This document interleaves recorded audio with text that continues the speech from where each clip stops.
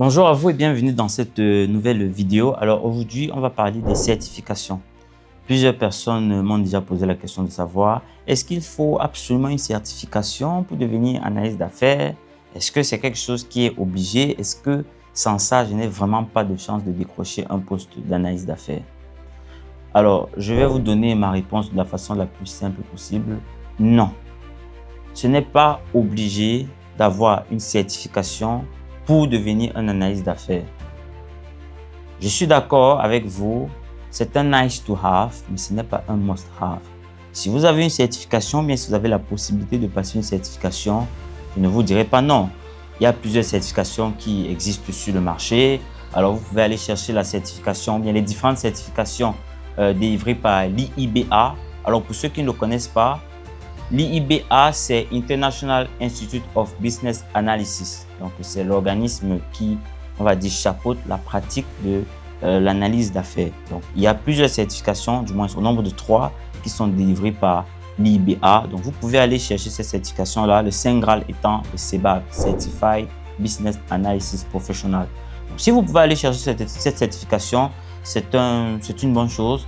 Moi, par exemple, qui vous parle, au moment où cette vidéo est tournée, je n'ai pas de certification CEBAP et pourtant, j'exerce en tant qu'analyste d'affaires et j'accompagne même des personnes pour devenir analyste d'affaires, mais je n'ai pas cette certification. Alors, est-ce que j'envisage de la passer? Oui, mais ce n'est pas quelque chose qui me tient à la gorge, ou bien ce n'est pas une obsession. Quand le moment viendra, au fur et à mesure, dépendamment du timing que j'aurai, parce que j'ai plusieurs projets sur lesquels je travaille. Et aujourd'hui, les différentes missions ou les différents mandats sur lesquels j'interviens ne m'empêchent pas en fait d'exercer ou bien d'être sélectionné malgré le fait que je n'ai pas cette certification-là. Ce qu'il faut comprendre, c'est que ce qui va beaucoup plus accrocher votre interlocuteur ou la personne qui va vouloir vous recruter ou la personne qui va sélectionner votre profil, c'est vraiment l'expertise que vous allez dégager dans la présentation de vos expériences professionnelles. C'est le savoir-faire que vous présentez, c'est la confiance aussi que vous inspirez en fait lorsque la personne vous écoute, d'accord? Quand on partage ses expériences professionnelles, quand on raconte ce qu'on a eu à exercer comme tâche, à ce moment-là, tu peux faire l'affaire.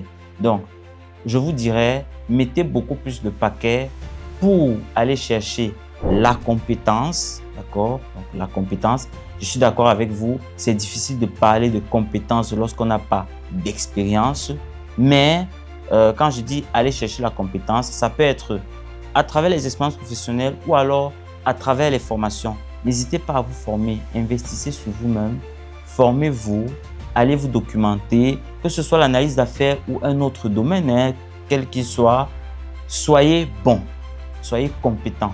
La certification ne garantit pas que vous êtes quelqu'un de compétent, non. Ce sont des éléments qu'on rajoute sur le CV, sur le profil LinkedIn.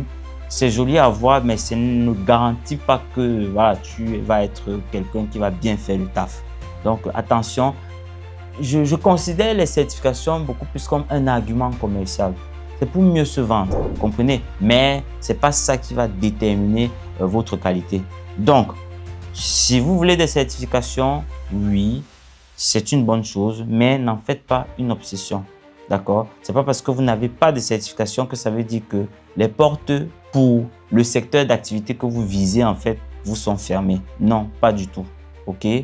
Donc ça, c'est mon avis sur le sujet. Alors, je suis bien curieux de savoir quel est votre avis sur la question. N'hésitez pas à me laisser ou à me partager vos avis en commentaire.